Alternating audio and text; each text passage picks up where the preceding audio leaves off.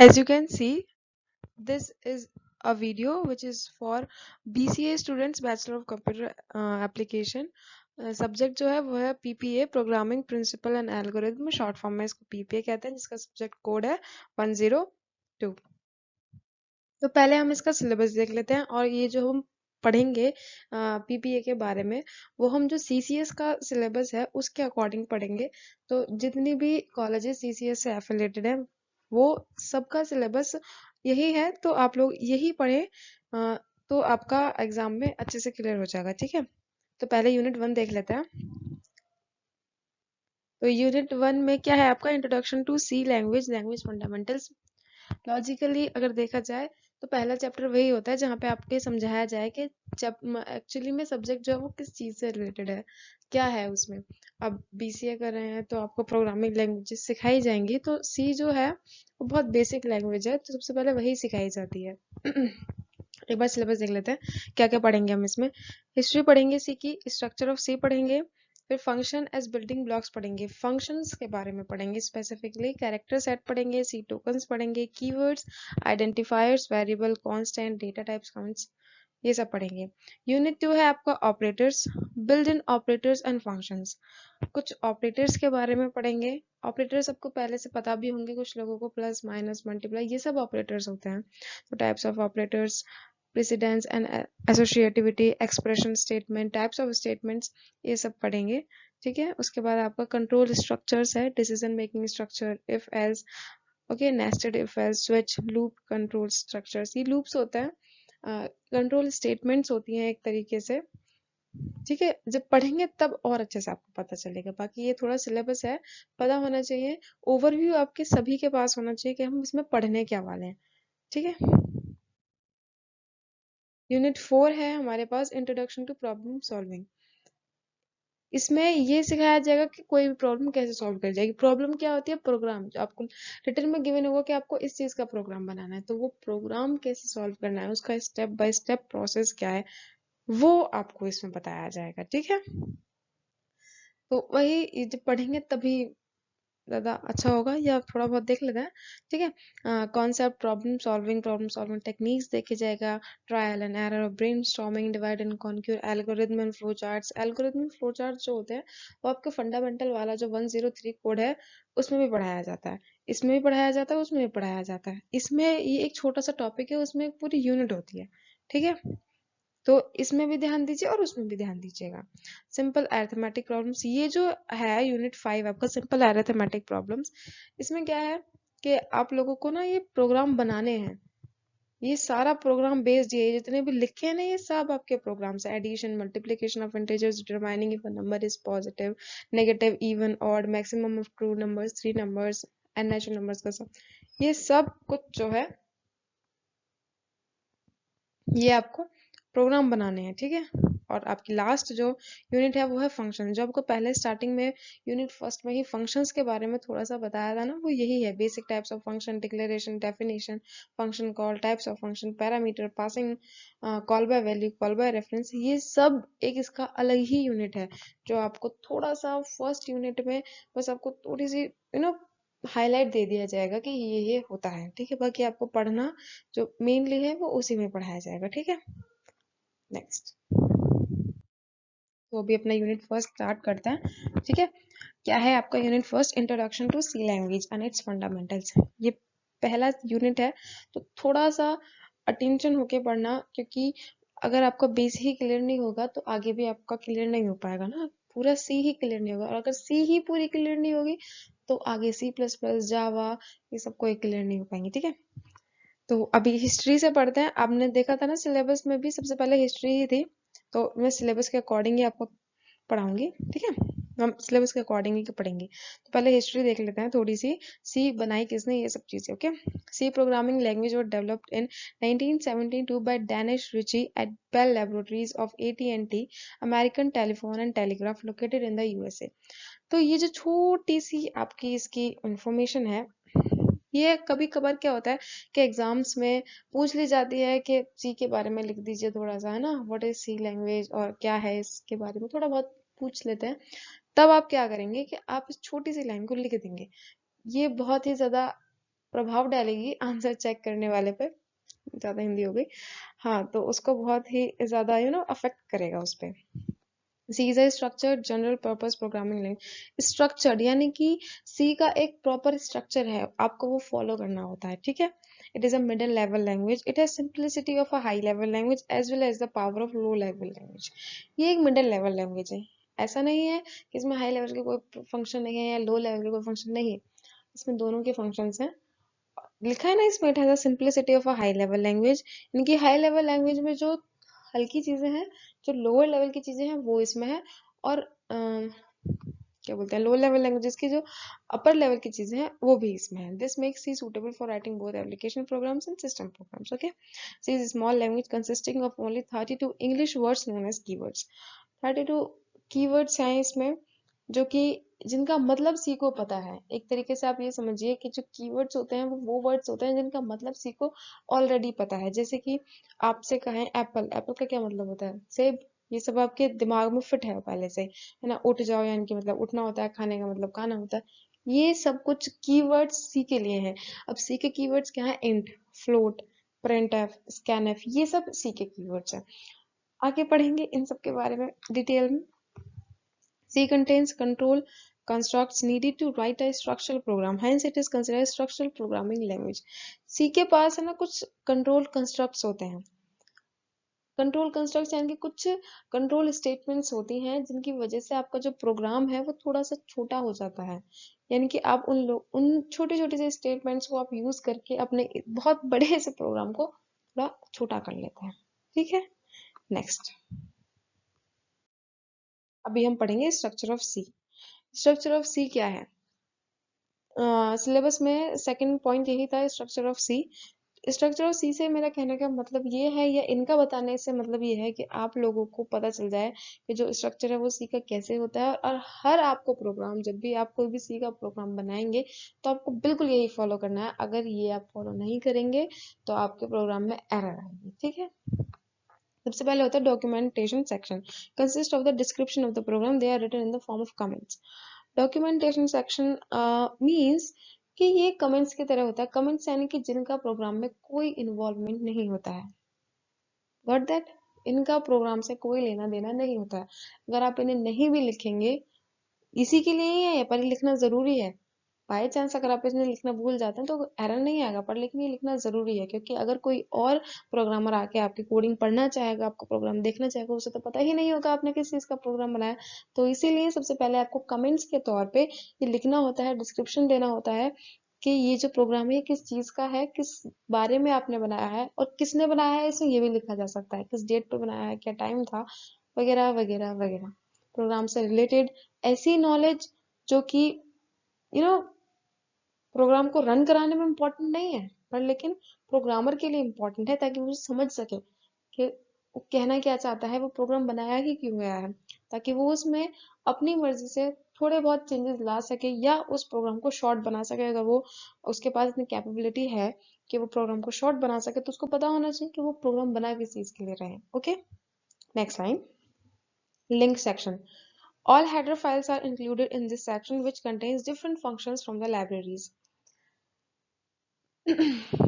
Link section क्या होता है कि वो आपके जो आप प्रोग्राम बना रहे हैं उसको कंपाइलर से कनेक्ट करता है। कंपाइलर क्या होता है, वो कंपाइल जो करता है, जो आपकी उस लैंग्वेज को जो आपने लिखी है इंग्लिश में, वो उसको मशीन लैंग्वेज में कन्वर्ट करता है ताकि कंप्यूटर उसको समझ सके। तो जो लिंक सेक्शन होता है उसमें आप ऐसी हेडर फाइल्स डालते हैं जिनसे आप फंक्शंस यूज कर सके, लाइब्रेरी से फंक्शन यूज कर सके बेसिकली।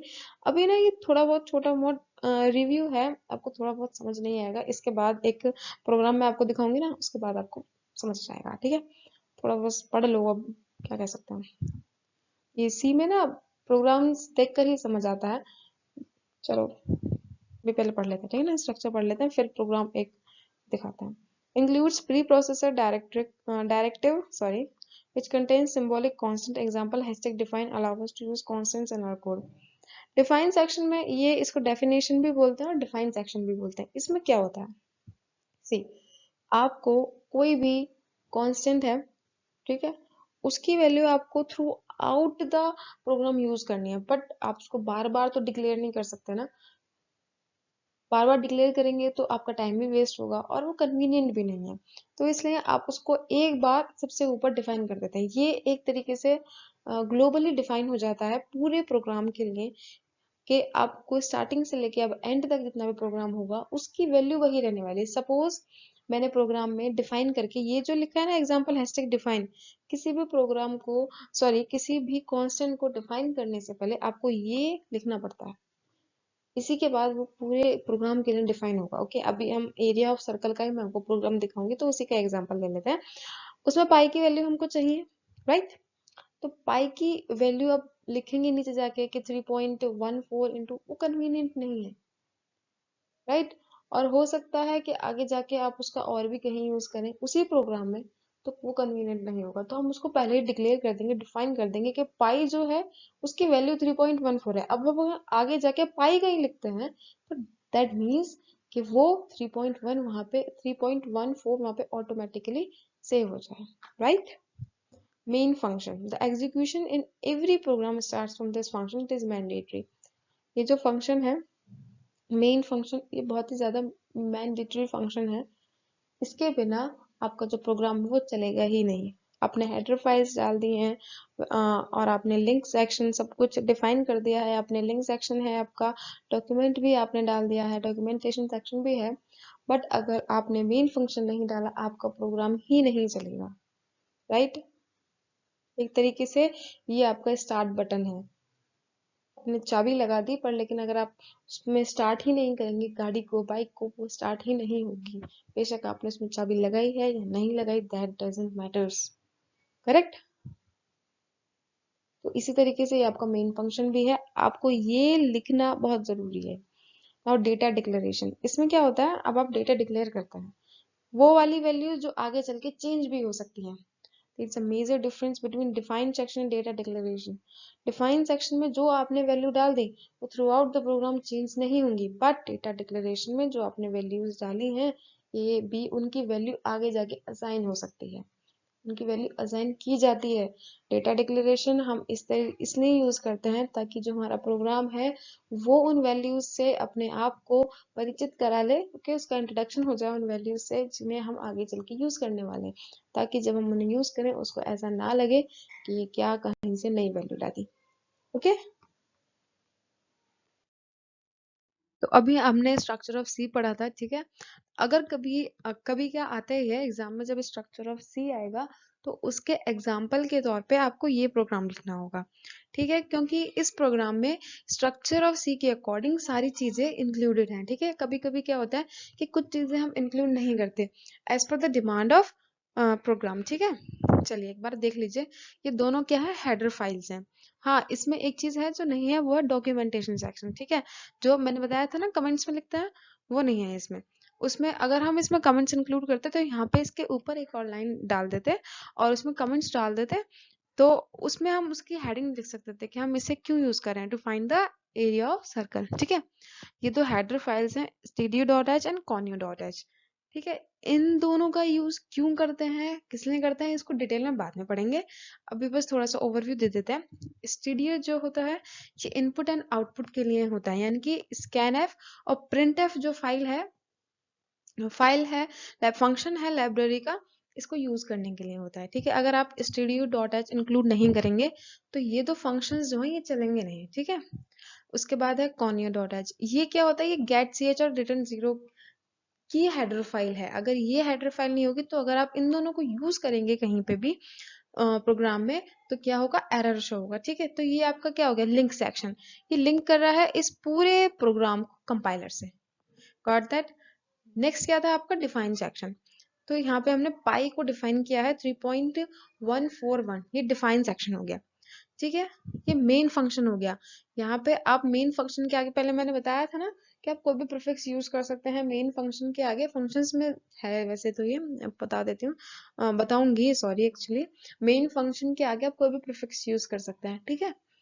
हाँ, यहाँ पे आपने इंट मेन यूज कर लिया क्योंकि आपने यहाँ पे इंटीजर वैल्यूज भी यूज कर सकते हैं और फ्लोट वैल्यूज भी यूज कर सकते हैं, ठीक है।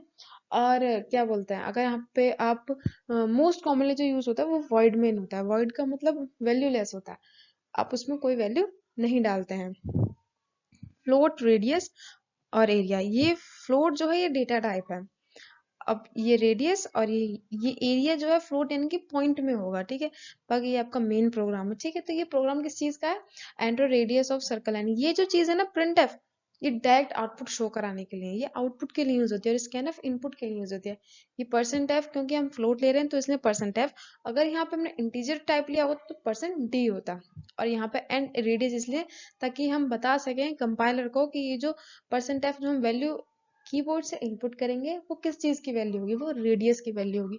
तो फिर कंपाइलर को एरिया की वैल्यू हमें देनी है, पाई इंटू रेडियस क्या होता है, area of circle pi r square, that's the value.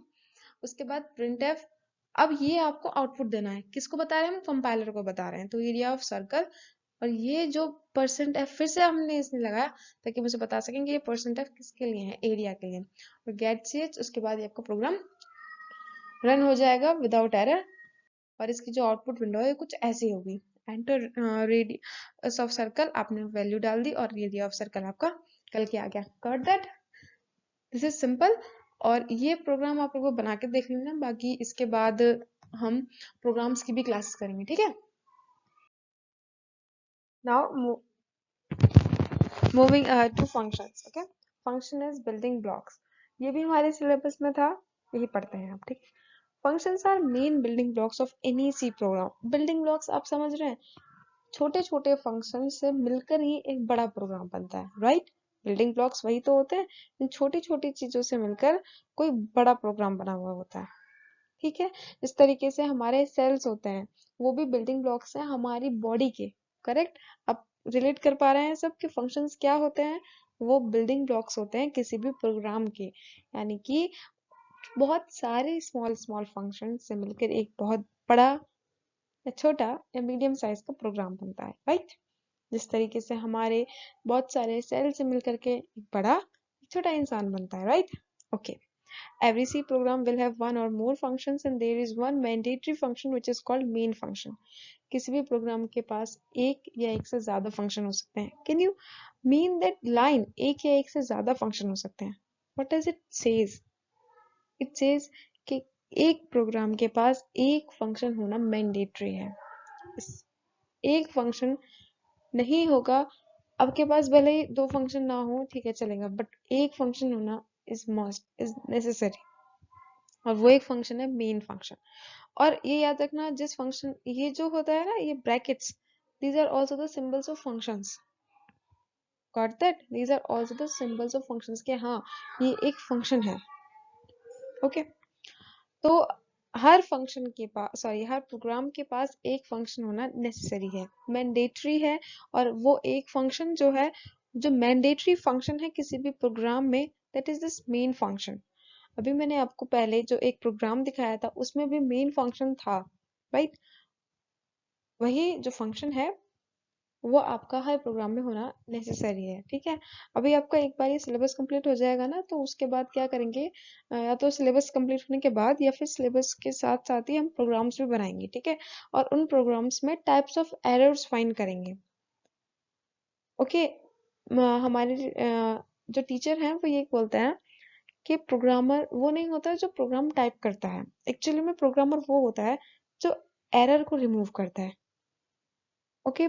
क्योंकि टाइपिंग कोई भी कर सकता है, ओके। मैं आपको एक कोड दे दूंगी, आप उसको टाइप कर दोगे, there is no that much big deal.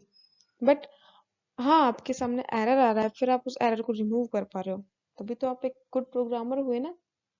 तो ऐसे ही करेंगे, हम एक प्रोग्राम बनाएंगे, उसमें से चीजें रिमूव करके देखना, या तो आप भी देख सकते हैं, राइट।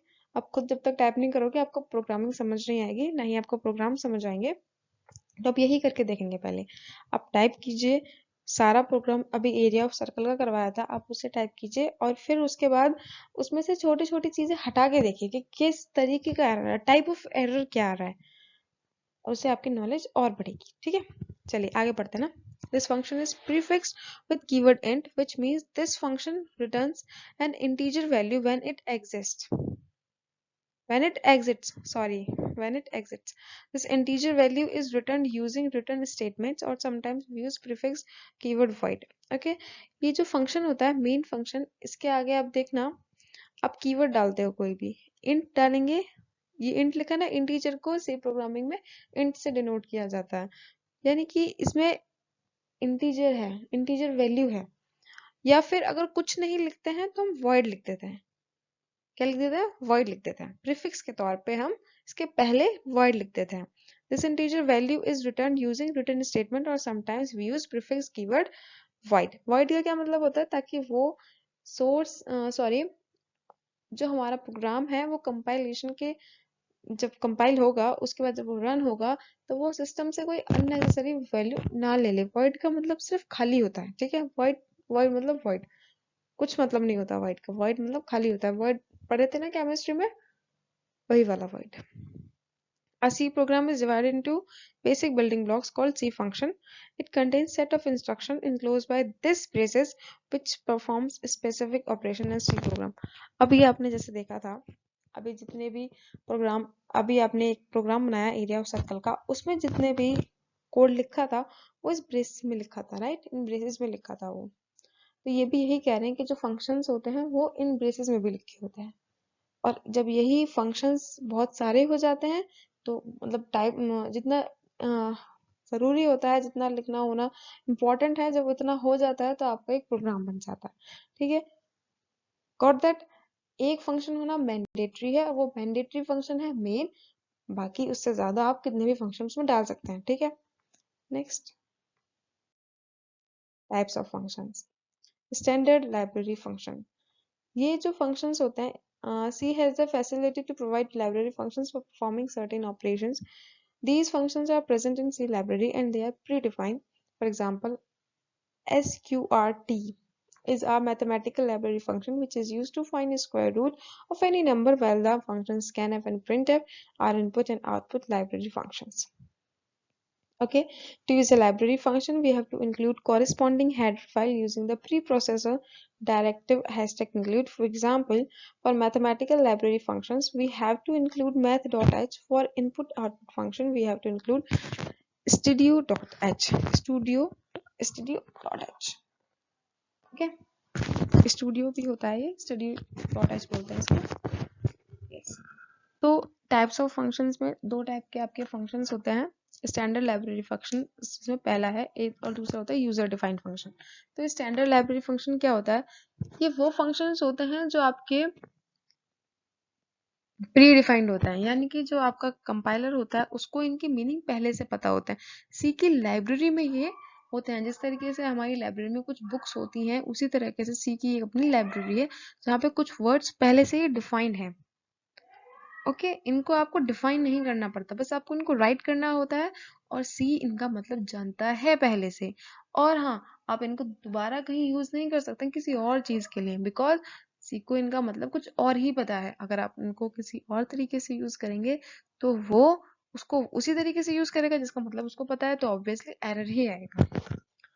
कुछ जो स्टैंडर्ड लाइब्रेरी फंक्शंस हैं वो sqrt स्क्वाट, ओके, ये स्क्वायर रूट फाइंड करने के लिए है। स्कैनएफ क्या करने के लिए है? इनपुट देने के लिए। और प्रिंटएफ आउटपुट दिखाने के लिए। प्रिंटएफ के अंदर आप जो भी कुछ लिखेंगे, वो जो वैल्यू होगी प्रिंटएफ के अंदर आप जो भी कुछ लिखेंगे वो सीधा का सीधा हूबहू कॉपी टू कॉपी आपकी स्क्रीन पे प्रिंट हो जाएगा। इतनी सी बात है, ठीक है। नेक्स्ट है स्कैनएफ, वो इनपुट के लिए होता है। उसमें क्या होता है, स्कैनएफ में आप जो भी वैल्यू डालते हैं ना, वो आप वैल्यू नहीं डालते हैं, आप उसमें %d करके डालते हैं, f करके डालते हैं, तो वो जो वैल्यू होती है वो इनपुट ली जाती है आपसे, वो लेता है। आप डालते हैं ना उसमें वैल्यू, वो वाली वैल्यू है ये। और किसी भी लाइब्रेरी फंक्शन को यूज करने से पहले आपको प्री प्रोसेसर डायरेक्टिव डालनी पड़ती है, जिससे आप उसको ये बताते हैं कि आपको ये वाली फाइल यूज करनी है। किसको? कंपाइलर को, कि आपको ये वाली लाइब्रेरी यूज करनी है, इसमें ये वाला हम फंक्शन डाल रहे हैं और आपको यहाँ इस वाली लाइब्रेरी से ये मिल जाएगा, तो हम इसे यूज भी कर रहे हैं। ओके, जैसे कि किसी भी मैथ जो होती है, मैथ्स के जितने भी फॉर्मूलेज होते हैं, इन सबको अगर आपको यूज करना है, तो स्क्वाड ही ले लीजिए, ये मैथ का ही एक लाइब्रेरी फंक्शन है। तो फिर आपको इसके लिए हेडर फाइल भी वही डालनी पड़ेगी जहां से ये मिल सके। उसको हम किस तरीके से डालते हैं, हैशटैग इंक्लूड करके। अब आप मैथ डॉट एच डाल देंगे तो आपको स्क्वाड जब आप लिखेंगे तो उसमें एरर नहीं शो होगी। और इनपुट और आउटपुट फंक्शन के लिए आपको स्टूडियो डालना जरूरी है।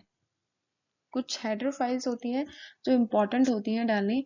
स्टूडियो आपकी बहुत जरूरी हेडर फाइल है, क्योंकि इसी से आप इनपुट और आउटपुट दे सकते हैं और ले सकते हैं, राइट। तो हेडर फाइल्स में ये वाली फाइल इंक्लूड करनी बहुत इंपॉर्टेंट है, ठीक है। आगे, user defined function.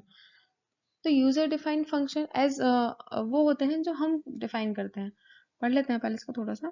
User sorry, as mentioned earlier, C allow programmers to define functions. Such functions created by the user are called user defined functions. Depending upon the complexity and requirement of the program, you can create as many user defined functions as you want. There are three aspects in each C function. They are function declaration or prototype, function call, and function definition. तो समझ गए आप, user defined function वो होते हैं जो user define करता है। अब ऐसा तो है नहीं हम सारे फंक्शंस को लाइब्रेरी में डाल देंगे। कुछ फंक्शंस ऐसे भी होते हैं या कुछ चीजें ऐसी भी होती हैं जो हमें बाद में पता चलती हैं कि हाँ हमें ये भी डालनी है इसमें, और वो लाइब्रेरी में नहीं है, तो फिर आप उसको डिफाइन कर सकते हैं, ठीक है।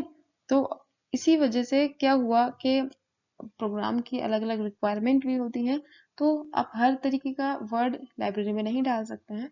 हर चीज के लिए आप कोई फंक्शन नहीं डाल सकते, तो इसलिए क्या है कि आप अपनी तरफ से भी रिक्वायरमेंट के हिसाब से आप अपना फंक्शन बना सकते हैं। तो अब किसी भी फंक्शन को बनाने के लिए सी में यूजर डिफाइंड फंक्शन को बनाने के लिए ये कुछ 3 एस्पेक्ट्स होते हैं। अच्छा, आप ये मत समझना कि फंक्शंस ये यहाँ से ही पढ़ के समझ नहीं आ रहा है तो ठीक है। वैसे थोड़ा बहुत तो आ ही रहा होगा ना, पर लेकिन अगर ये डिटेल में ना यूनिट 6 में पढ़ाया जाएगा तो उसमें हम ज्यादा अच्छे से पढ़ेंगे इसको, ठीक है ना। इसमें अभी आपको ध्यान देना है, बस इतना ध्यान देना है कि स्टार्टिंग में कहाँ इंपॉर्टेंट है, कहाँ नेसेसरी है, ठीक है। फंक्शन डिक्लेरेशन और प्रोटोटाइप।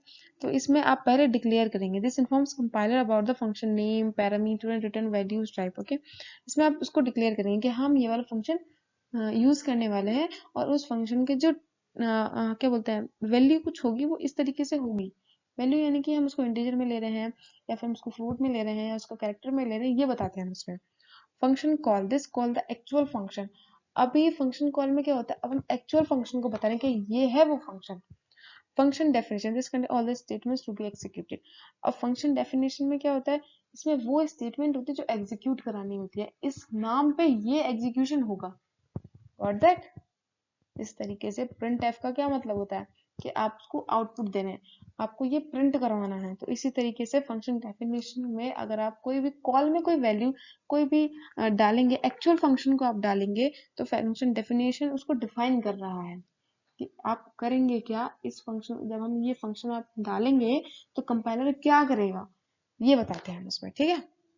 ये सब दोबारा से फंक्शंस में पढ़ाया जाएगा। अभी आपको सिर्फ इतना जानना है कि ये टाइप्स वगैरह भी आपको इतना इम्पोर्टेंटली नहीं पढ़ने हैं।